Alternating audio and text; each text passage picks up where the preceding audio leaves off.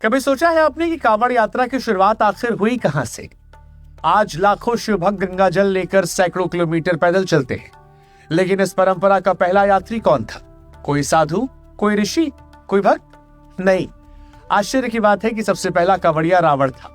कहानी शुरू होती उस समय से जब रावण केवल एक क्रूर राजा नहीं बल्कि महाविद्वान, महापंडित और परम शिवभक्त के तौर पर जाना जाता था। ये कहते हैं कि वो ग्रंथों का अध्ययन करता था। एक दिन पढ़ते पढ़ते उसकी नजर समुद्र मंथन की उस अद्भुत कथा पर पड़ी जिसमें देव दानवों ने मिलकर समुद्र को मथा था और उसी में से हलाहल विष निकला था। वो विष इतना प्रचंड था कि ब्रह्मांड का अस्तित्व खतरे में पड़ गया। तब भगवान शिव ने संसार की रक्षा के लिए भयानक विष को पिया था। विष के प्रभाव को शांत करने के लिए सभी देवताओं और असुरों ने शिव जी पर निरंतर जल चढ़ाया ताकि उनका शरीर शीतल रहे। रावण जब ये कथा पढ़ रहा था उसके भीतर कुछ बदल रहा था। भक्ति की ज्वाला भड़क रही थी। उसने सोचा कि मेरे आराध्य शिव ने संसार को बचाने के लिए विष पिया, तो क्या मैं उनके लिए थोड़ा सा गंगा जल नहीं ला सकता?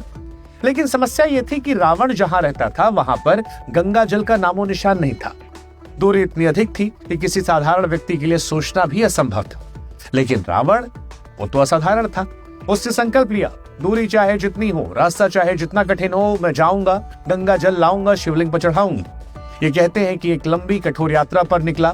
घने जंगलों से, ऊंचे पर्वतों से, तपती धूप, कड़कती हवाओं से लड़ते हुए गंगा जी तक पहुंचा और अपने कंधों पर कावड़ में जल भरकर वापस लौटा, भगवान शिव पर अर्पित किया।